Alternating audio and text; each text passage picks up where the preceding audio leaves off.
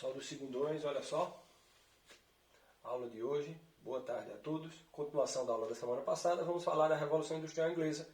Por que inglesa? Perdão, porque ocorre na Inglaterra durante o século XVIII. Tá? Então, a Revolução Inglesa ocorre diretamente na Inglaterra e uma característica dela é que vai ser utilizada a indústria têxtil. Tá? É uma das marcas dessa revolução. Produção industrial em larga escala, especialização de tarefas. Relação social, você vai ter a burguesia, que são o dono do meio de produção, e o proletariado, que é aqueles que reaparecem, não como antigos agricultores, independentes, mas agora só tem como. A única coisa a vender é a sua mão de obra. Tá? Sistema econômico capitalista industrial, hoje o capitalismo é financeiro, né? Tem uma outra série, mas era o capitalismo industrial na época, a construção de estradas de ferro, locomotivas e principalmente a utilização de novos recursos, sobretudo da energia a vapor. Então você tem aí o início, tá? O início da Revolução Industrial tem início com isso aqui, ó.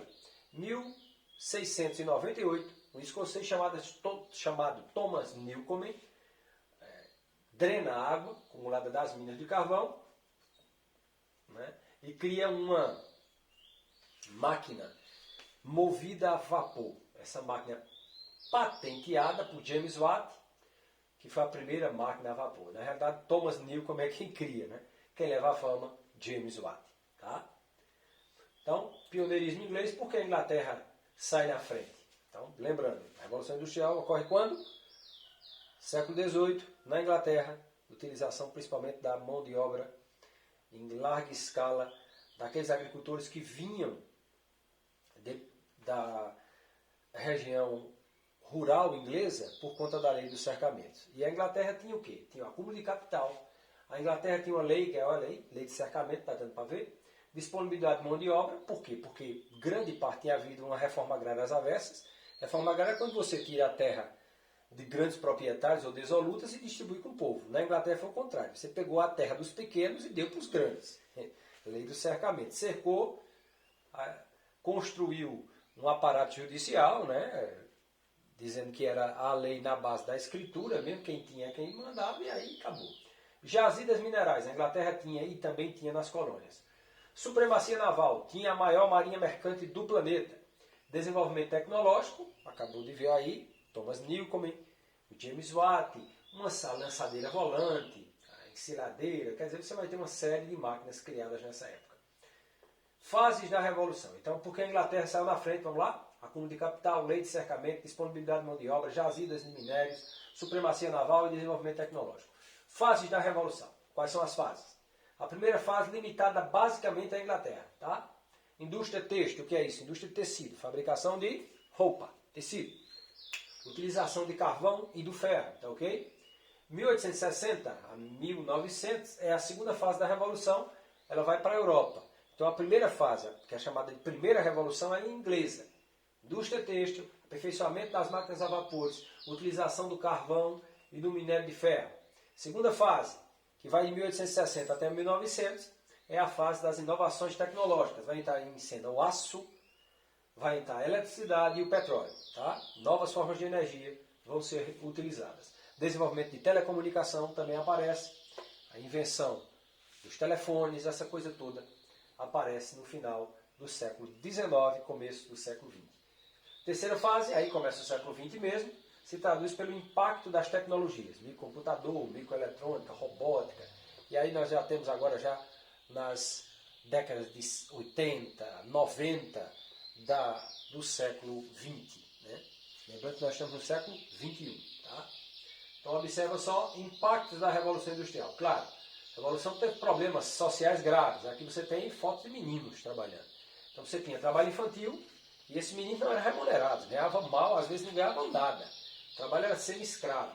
Trabalho feminino, muitas mulheres, jornadas altas de trabalho, chegava a 16, 18 horas quando inventaram a energia. Lembrando que trabalho mata em excesso, tá? A primeira forma do mundo sempre foi trabalho. Trabalho, se você não tiver uma boa alimentação e as horas não forem cotidianamente bem reguladas, você pode morrer trabalhando. Aliás, como é que se matava o escravo? Só no tronco? Não. A maioria dos escravos morria trabalhando. Né? Trabalhando, lembrando. Apanhavam, muitos morreram no campo, muitos, mas a maioria morreu por conta do excesso de trabalho. Então, o excesso de trabalho mata como qualquer outra doença, como qualquer vírus. Altas jornadas de trabalho foram um problemão que começaram a ser resolvidos aqui. Lutas de classe, como? Como não tinha salário, jornada de trabalho alta, a utilização de mão de obra infantil e feminina, sem pagamento de salário nenhum, começou a surgir vários movimentos. O primeiro movimento é chamado de ludismo.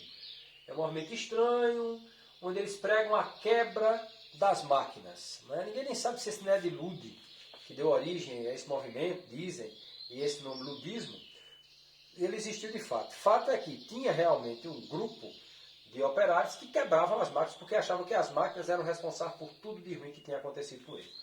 Esse movimento chamou de ludismo. Depois veio o cartismo, que são as cartas, né? A formação da União Trade, que vai ser marcante nessa época. Novas concepções aparecem, olha só.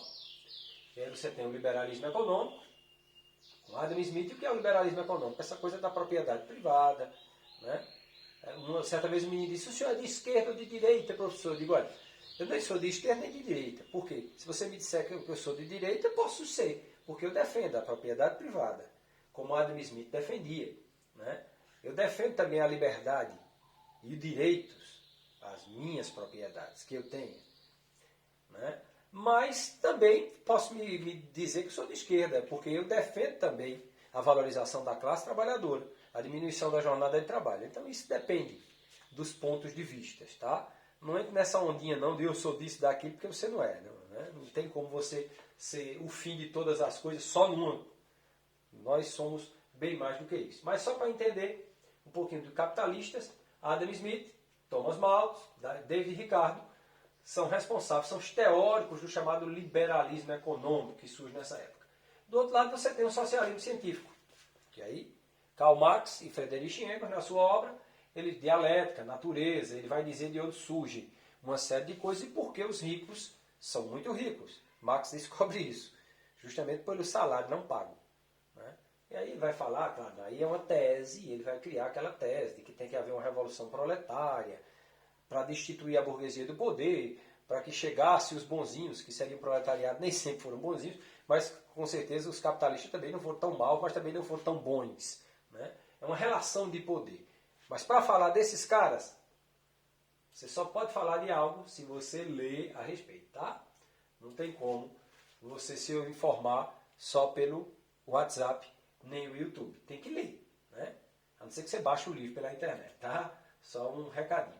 Então, Karl Marx aqui, surge o anarquismo, a ausência de governo e autoridade, por Proudhon e Bakunin, aqui é outra linha, não é mais o socialismo de Marx, a ideia, mas aqui é a ausência total de governo e de autoridade.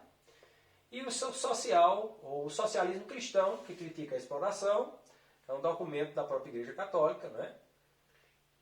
Mas não aceita as leis socialistas, tá? Mas critica a exploração do capitalismo. Enfim, isso tudo surge nessa época, porque surge também uma nova organização social.